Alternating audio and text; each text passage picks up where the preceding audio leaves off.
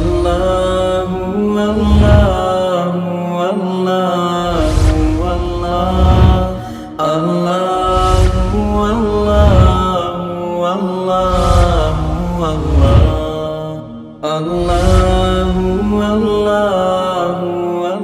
بسم اللہ الرحمن الرحیم۔ ہدایت النحو کا 10واں باب ہے القسم الثالث فی الحروف، سبق نمبر 28 میں خوش آمدید۔ آج کے سبق کے اندر ہم حرف ردع کے بارے میں پڑھیں گے۔ عبارت دیکھ لیں۔ حرف الردع کلا وضعت لزجر المتکلم وردعه اما يتکلم به كقوله تعالی واما اذا ما ابتلاه فقدر عليه رزقه فيقول ربي اهانن کلا ای لا يتکلم بهذا فانه ليس كذلك هذا بعد الخبر وقد تجيء بعد الامر ايضا كما اذا قيل لك اضرب زيدا فقلت كلا ای لا افعل هذا قط وقد تجيء بمعنى حقا كقوله تعالى كلا سوف تعلمون وحينئذ تكون اسما يبنى لكونه مشابها لكلا حرفا وقيل تكون حرفا ايضا بمعنى ان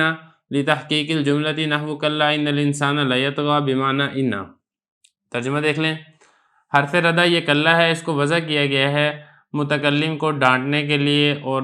اس کا معنی بھی ڈانٹنا ہی ہے، ڈانٹنے کے لیے اس بات سے جس کا وہ تکلم کرتا ہے، جیسے کہ اللہ تعالیٰ کا فرمان ہے بہرحال جب اس کا رب اس کو آزماتا ہے اور اس پر اس کا رزق تنگ کر دیتا ہے تو وہ یہ کہتا ہے ربی اہانن،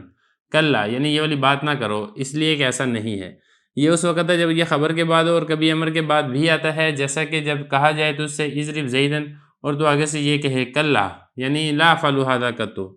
اور کبھی کبھی حقن کے معنی میں بھی ہوتا ہے، جیسے کہ اللہ تعالیٰ کا فرمان ہے کلا سوف تعلمون، اور اس وقت یہ اسم ہوگا، مبنی ہوگا، اس وجہ سے کہ یہ کلا حرفی کے ساتھ مشابہ ہے۔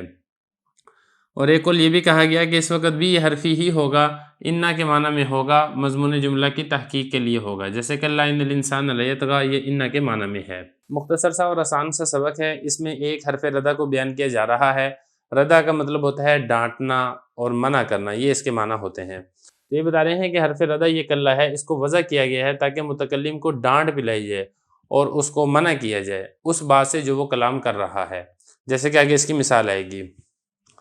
یہ زجر کا معنی بھی یہی ڈانٹنا ہوتا ہے، اور ردع اس کا معنی بھی یہی ڈانٹنا، جھڑکنا، یہی اس کا معنی ہوتا ہے۔ اما اس بات سے جھڑکا جاتا ہے یتکلم بھی، جو متکلم بات کر رہا ہوتا ہے، مطلب متکلم کوئی ایسی بات کر لیتا ہے جو بات مناسب نہیں ہوتی ہے تو پھر اس کو آگے سے ڈانٹا جاتا ہے کہ تم یہ والی بات نہ کرو، یہ والی بات نہیں کرنی بنتی۔ جیسے کہ اللہ تعالیٰ کا فرمان ہے کہ جب ہم اپنے بندے کو آزماتے ہیں اور ہم اس پر اس کا رزق تنگ کر دیتے ہیں تو بندہ آگے سے کیا کہتا ہے ربی اہانن، میرے رب نے تو میری توہین کی ہے۔ تو آگے اللہ تعالیٰ فرماتے ہیں کلا،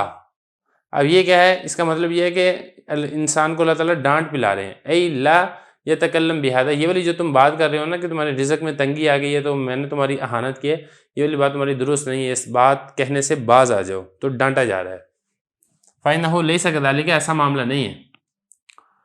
تو یہاں پہ دیکھیں جو کلا ہے یہ ڈانٹنے کے لیے استعمال ہو رہا ہے اس بات سے جو متکلم اپنی زبان سے نکالتا ہے۔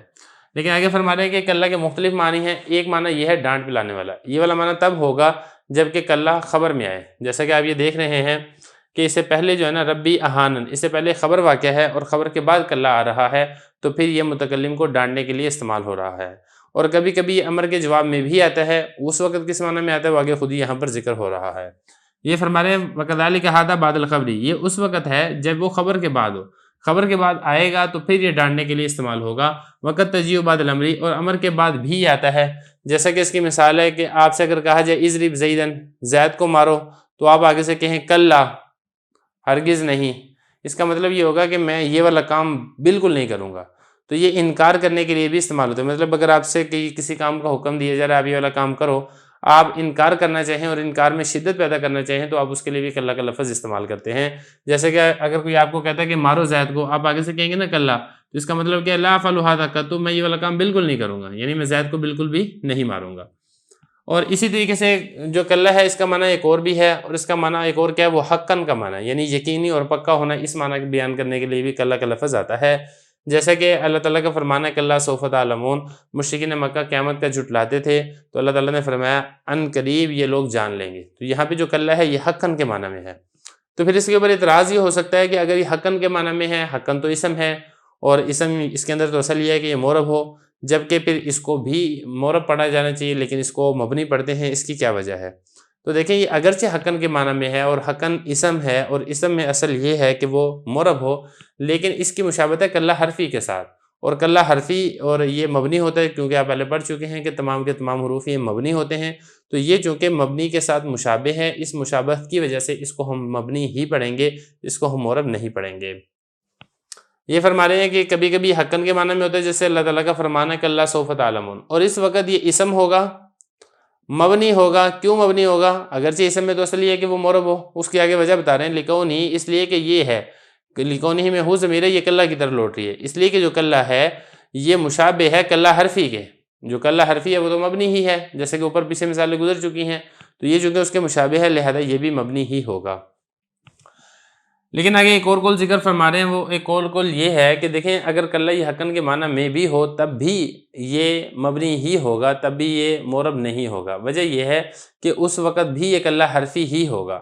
ہم نے تو یہ کہا تھا نا کہ مبنی ہوگا، مبنی ہونے کی وجہ ہم نے یہ بتائی تھی کہ کلّا حرفی کے ساتھ مشابہ ہے، لیکن ایک قول یہاں پر ضعیف اور بھی ذکر کیا گیا ہے کہ اگر یہ حقاً کے معنی میں ہو بھی تب بھی یہ حرفی ہی ہوگا۔ ایسا نہیں ہے کہ اسمی ہوگا اور پھر حرفی کے مشابہ ہوگا، ایسا نہیں، بلکہ اس وقت بھی یہ حرفی ہی ہوگا۔ اور جس طریقے سے انا جو ہے حرف وہ حقاً کے معنی کے اندر آتا ہے، تحقیق کے لیے آتا ہے، اس وقت یہ انا کے معنی کے اندر ہوگا، اور انا یہ حرف مشبہ بالفعل ہے تو لہذا یہ بھی حرفی ہے، تو یہ بھی مضمون جملہ کی تحقیق کے لیے، اس کو پکا ہونا بتانے کے لیے آتا ہے۔ تو خلاصہ کلام دونوں صورتوں میں یہی ہے کہ یہ حقاً کے معنی میں ہوگا، تحقیق کے معنی میں ہوگا، البتہ یہ ہے کہ یہ مبنی ہوگا۔ مبنی ہونے کی ایک وجہ تو یہ بتاتے ہیں کہ مبنی الاصل کے مشابہ ہے، اور دوسری وجہ بعض لوگ یہ بتاتے ہیں کہ بھئی نہیں، یہ مبنی الاصل کے مشابہ نہیں ہے بلکہ یہ خود مبنی الاصل ہے، کیونکہ یہ خود حرف ہی ہے۔ وکیل تکون حرف نیزن، اور ایک قول یہ ہے کہ یہ اس وقت بھی حرف ہی ہوگا، جب یہ حرف ہوگا اور تمام حرف یہ مبنی ہوتے ہیں۔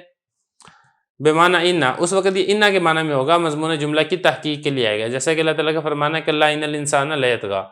انسان جو ہے وہ البتہ سرکش ہے، سرکشی کرتا ہے۔ تو دیکھیں جو انا کا معنی ہے تحقیق، یہی کلّا کا معنی ہے تحقیق، تو یہاں پہ کلّا انا کے معنی کے اندر استعمال ہو رہا ہے۔